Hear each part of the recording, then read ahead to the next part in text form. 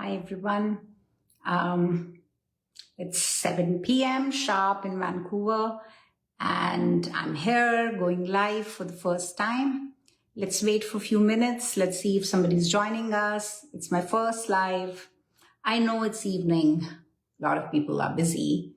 I can see some likes. I think, yeah, Stella is joining. Yay! So happy to see you, Stella. Hi. Let's wait for a minute before we dive in. So what's up, Stella? Where are you? Put in the comment section. What are you doing? I know you had also a Zoom today to attend, and here you are. I'm so happy to see you. Yeah. Okay, so let's start. I think people will trickle in slowly. They will join in slowly. So I am Subhakshi Ravla. I am a holistic nutritionist, a perimenopause and a menopause coach. I'm also a metabolic balance coach, and I'm a Reiki master practitioner. And I'm founder of Nutrify Me. It's my baby, Nutrify Me. It's all about nutrification, your nutrition, how to make yourself healthy. Today, this live is first time on the Menopause Circle, and you all are welcome. Thank you so much for joining the group Menopause Circle. It means a lot. That I've heard so much of, things about menopause. Girls have so many issues, we women. And there is no sacred space, I find, or community where we could share openly what we're going through. And that's the purpose of this group. And I'd put a vote poll in the group about which is the topmost symptom, which is bothering people these days. And the winner was the mood swings. So today we're going to talk about the mood roller coaster, aka mood swings, as we are aging, as we are entering our perimenopause, menopause, post 35, right? So I'm going to tell you the reason behind it, what's happening in your body, and how can we overcome it. So hi Priyanka, I can see you. Welcome. So there are 3 topmost reasons for your mood swings. Okay. These mood swings, first of all, of course, is your hormone fluctuation. We all know about that. We all know that estrogen, progesterone is fluctuating, but here the culprit is estrogen. How is estrogen responsible for our mood swings? The estrogen is responsible for our mood swings because estrogen is required to produce the happy hormone called serotonin, which is in our gut. Yes, that hormone is produced in our gut. Even estrogen is produced in our gut. So when there is not enough estrogen, your serotonin starts getting impacted. Serotonin is low, that means you're not happy. That's your happy hormone. So that impacts. Second reason is your sugar imbalances. You cannot hear me? Priyanka, can you hear me? Stella is saying she cannot hear me. Can you type in the comment section? Can you hear me?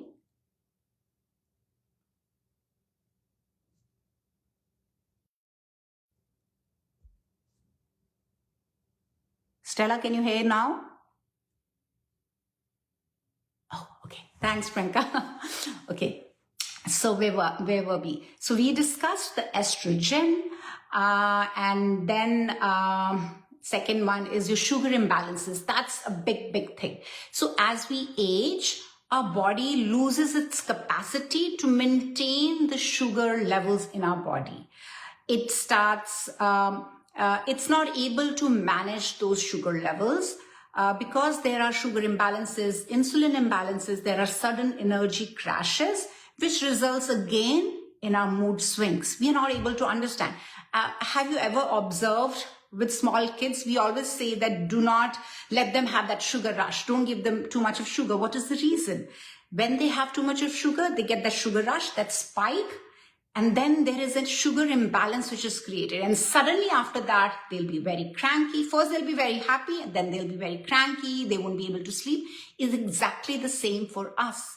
As we age, our body loses that capacity to manage our sugar levels well. The third reason is your nervous system. So understand that for so long, since the time we started our menses, our hormones were moving in a rhythmic manner, like they were going up and down like that. It was a smooth wave. As we age and as we enter our perimenopause, which is usually post 35 for most of us women, these hormones, they are all over the place. It's like a kid's drawing. Have you seen how they scribble and draw? That is how your hormones become. Because your hormones are all over the place, your body is not able to understand. Your nervous system especially is not able to understand what is happening, and it enters a flight or fight mode. So our nervous system should always be in a rest and digest mode, so that we are able to absorb the nutrients, we are able to function properly. But as we are aging, as we are entering our perimenopause, because of the hormone fluctuation, sugar imbalances, and lots of other things, our nervous system gradually starts staying or shifting into fight or flight mode. So these were the three reasons, main reasons. There are all other reasons as well, but these are your three main reasons that you start feeling those mood swings. And even during your PMS, like there are a lot of young girls who get that PMS symptoms of being cranky just 1 week before their periods. But as we age, this crankiness or this irritability, it's constant. And I can understand, because us, my family, they know my mood swings so well. In fact, a lot of times there's a lot of anxiety which comes along with these mood swings. If I'm not able to find a good parking spot, I start getting anxious. If I have to drive to downtown, it's anxiety for me because I am scared. How am I going to park the car? I have been driving since I was 18 years old, and I'm turning 50. Still, I get that anxiety. How will I park the car? Which is like, it's not my fault. It's just how my nervous system is behaving. So these were your whys. Now let's discuss what can we do about it. Your number one would be eating foods which help you to uplift your serotonin levels. And these are your natural foods. Having turkey or chicken, oats, legumes, cottage cheese. Cottage cheese is a very big thing, and I have tried that. I try and eat cottage cheese at least 5 to 6 times in a week, and it really impacts my mood. It uplifts my mood because it has something called, a chemical called tryptophan, which helps you to uplift your serotonin levels naturally. Second is your, managing your sugar imbalances. So first of all, we have to let go of that feeling of grabbing black coffee or the coffee first thing in the morning. That's a big no-no for your sugar imbalances, because coffee can create higher cortisol levels, which can result again in sugar imbalance. Giving too much gap in your meals. When we are busy, when women are busy, they kind of put themselves on the, last burner and avoid having meals. We're too busy, I can't have food. I'll just grab a cup of coffee, or I'll just, have some water and just don't bother about it. Keeping larger gaps result again in sugar imbalances, because when you're going to have meal after 7 or 8 hours, your body will be in a hunger mode. It would be in a mode where it feels that it's never going to get that food, and it's going to absorb that food really fast, spiking your sugar levels. So try and have your meals within 4 to 5 hour gap.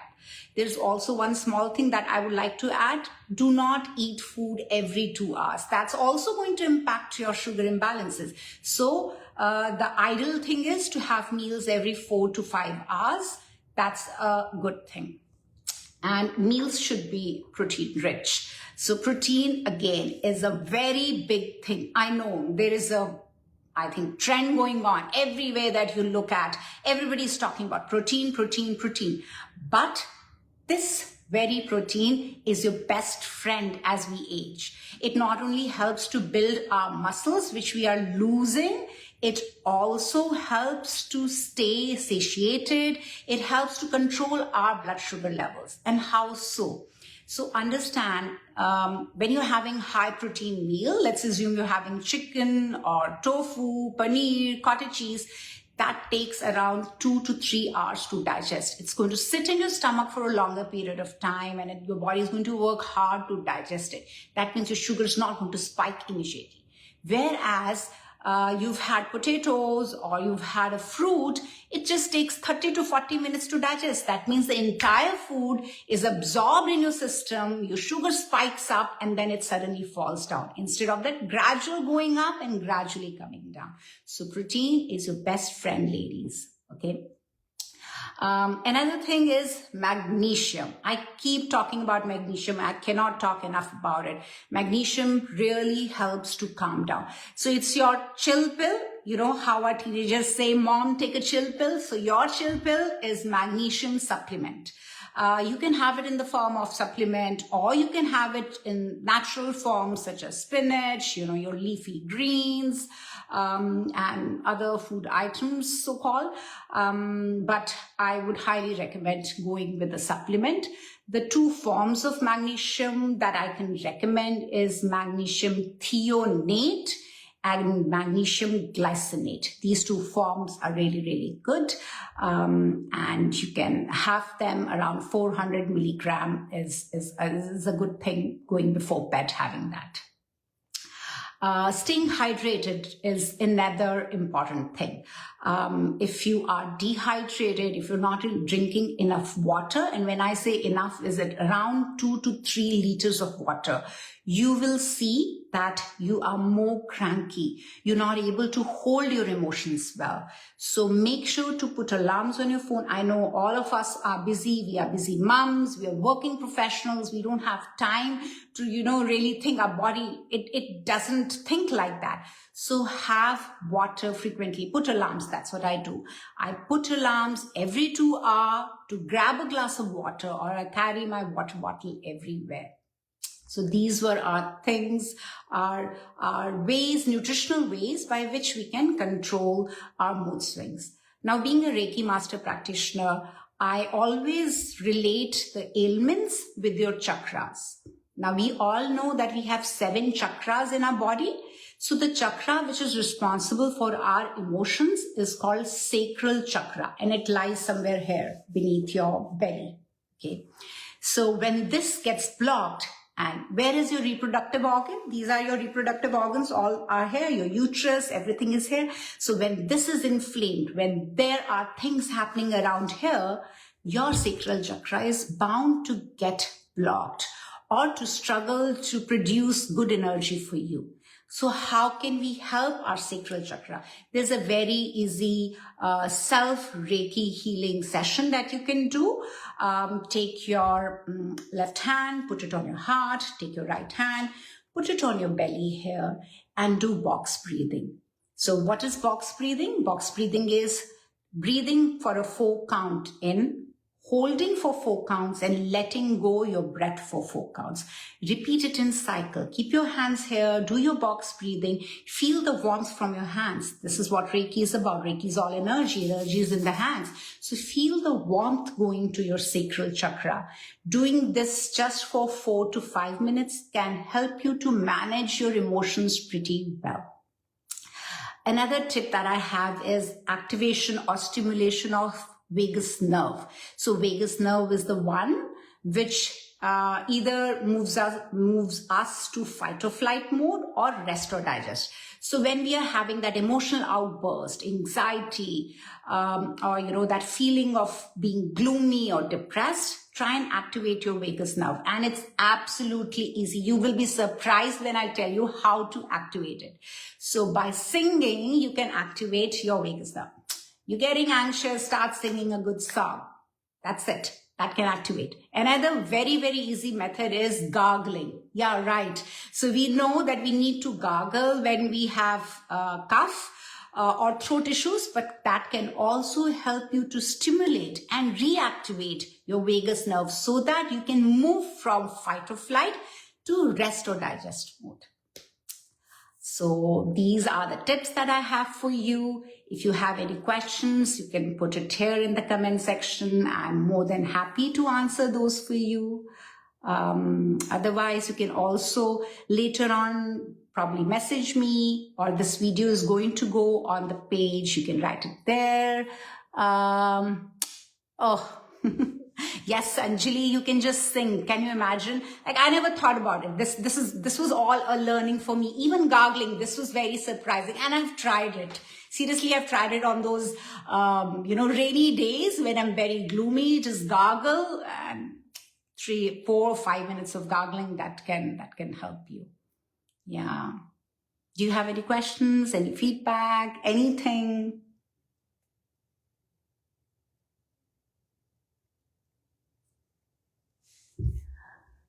Yeah, cough, sing more. I'm glad. You all can be singers while cooking. I like to sing when I'm cooking. I feel that my happy vibes will go into the food and my family will not feel the grunt of my mood swings. Mood swing comes with a lot of redness and my body gets warmer. Yes, Anjali, that's very, very common. What happens when these mood swings are happening? As I told earlier, your nervous system, because your nervous system thinks that it's a fight or flight, situation. As maybe some dangerous thing is after me. And that's why you start getting flushed. You feel warmer because your blood is moving faster. Your blood pressure is going high. Your sugar imbalances are being created. So just try and do that. Maybe that can help you, or drink a glass of water. So are you telling me that morning cough is related to this too? No, morning cough will not be related to this. No. Morning cough is not related to that. It is most likely because of dryness. Most likely you are dehydrated. That's why you're having that morning cough. Thank you for all the tips. I will be singing in the bathroom. That's good, Priyanka. Sing in the bathroom. Sing while cooking also. Anything else, ladies? Otherwise, we'll end the session here and leave your comments later on. Give me a feedback. What did you like? What have? Oh, I think I got disconnected. Can you tell me how to control after dinner sugar cravings? So, Priyanka, usually the sugar cravings which you get post meals is because your meal is not heavy in protein. When your body has enough protein, your body will not crave for sugar. Try and do that. I would be doing another live where I will be debunking this Indian meal, vegetarian Indian meals. I want to share some tips on that. You can keep a lookout and probably you can join that live. But the best tip here is to have a high protein meal. So your target should be to have at least 20 to 30 grams of protein in your meal. And probably having a chamomile tea or a fruity tea post your dinner can help you curb those cravings. Having water, staying hydrated can help you curb those cravings. We'll try the gargles and box breathing. Yes, thank you. Singing while working also, that's good, Deepthi. When will you take hot flashes topic? Next topic, we can do hot flashes. You can post it in the comment section. Most welcome, Anjali. Most welcome. I'm going to do for my for the members who live locally in Vancouver, I'm trying to arrange a space where we all can meet and discuss it more. So keep a lookout. I will be sharing the details soon. Anyways, take care now. Bye-bye. Have a very good evening to all my North American friends and a good day to my Asian friends. Bye-bye. See you.